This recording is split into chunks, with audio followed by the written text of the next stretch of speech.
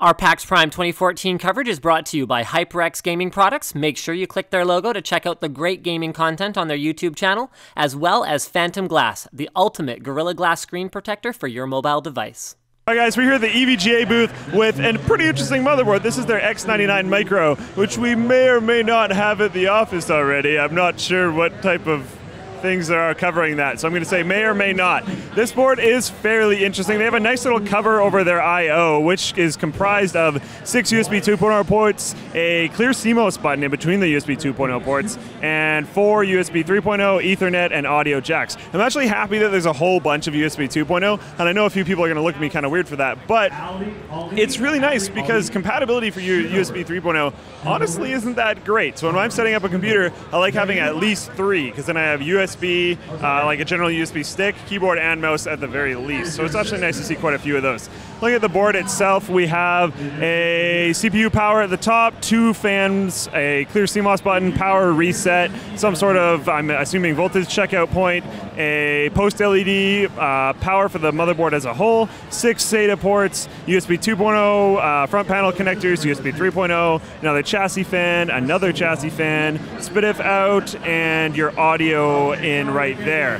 For lanes, we've got a PCIe X16 slot, and I believe an X8 and another X16. It's 16, 16, 8. Sorry for that. We have an M2 socket right kind of in between your 16 and your 16, right in there in the middle. And then you have 4 RAM slots in total for this board. It's really interesting because it's a micro board. This socket is freaking huge, if you haven't noticed that yet. So it's pretty cool that they were actually able to fit it on a micro board. I know I was just talking to them, they said they wanted to be able to fit it on an ITX board so they could fit it in one of their cases. But as of right now, maybe not so much because of how freaking massive that socket actually is.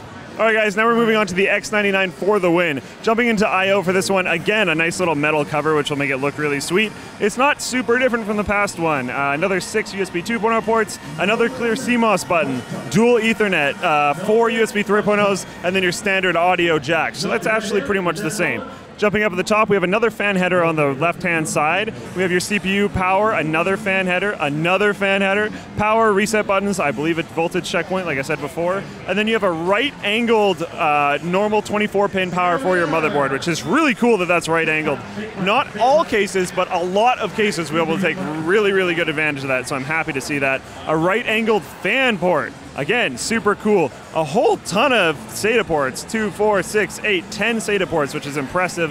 Another fan slot under that, your front I/O ports, your front I/O headers, sorry, USB 3.0, USB 2.0, another right angle fan header, an onboard speaker, which actually the smaller one had as well, which is pretty cool. Another right angle fan header, so you can plug not only a crap ton of fans into this thing, but a lot of them are going to be right angle. And then you have power for your expansion card lanes, which is cool to see if you're going to be running a massive amount of graphics cards, but I don't expect a ton of you to do that, but it's still pretty cool. So it's not required to plug that in, just so you guys know.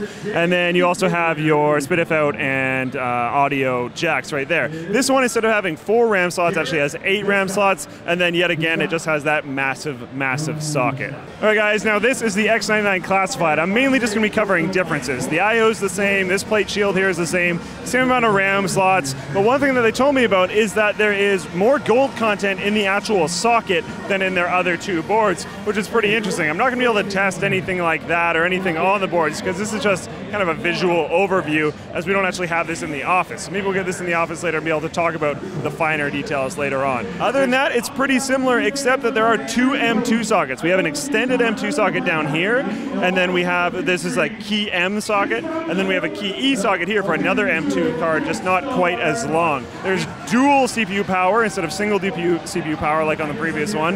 You still have the right angle 24 pin, same amount of SATA slots, all that kind of stuff.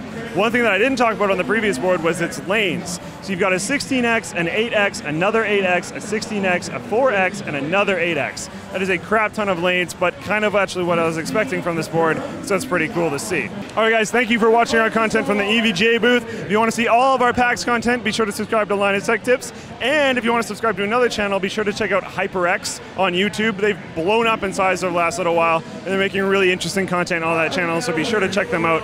Also, thank you to Phantom Glass for sending us this year alongside HyperX. I'll see you guys next time, and thanks for watching.